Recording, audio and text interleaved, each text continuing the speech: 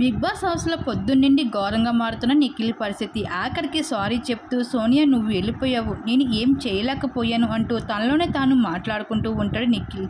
ఇంక నిఖిల్ బాధను చూసి పక్కనే ఉన్న పృథ్వీ అయితే ఎమోషనల్గా ఒరే ఏంట్రా ఇలా ఉన్నావు, నీకే కాదు కదా నాకు కూడా తన ఫ్రెండే, ఇంతలాగా ఎమోషనల్ ఎలాగా చెప్పు అంటూ ఓదారుస్తూ ఉంటాడు పృథ్వీ.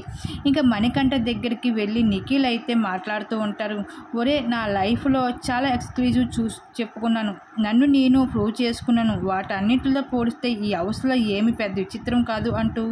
అవునా ఎవరి కోసం నిఖిల్ అంటూ మణికంఠ అడిగితే పేరు మాత్రం చెప్పడు నిఖిల్. ఇంకా నిఖిల్ అయితే చాలా బాధపడుతూ కనిపిస్తూ ఉంటాడు. హౌస్ అంతా చాలా ధైర్యాన్ని ఇవ్వడం జరుగుతుంది నిఖిల్కి.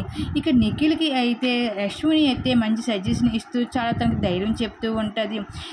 నిఖిల్ నువ్వు హౌస్లోకి ఎందుకు వచ్చావో దానికోసమే నువ్వు ఆటాడు, అంతేగాని వేరే విషయాల గురించి నువ్వు బాధపడకు, ఇక్కడ మనం ఆట ఆడడానికి వచ్చాము తప్ప కానీ వేరే విషయాలు కాదు, ఎమోషనల్గా అవ్వడం కాదు అంటూ ఈ విధంగా అయితే అశ్విని అయితే నిఖిల్కి చెప్తూ ఉంటుంది.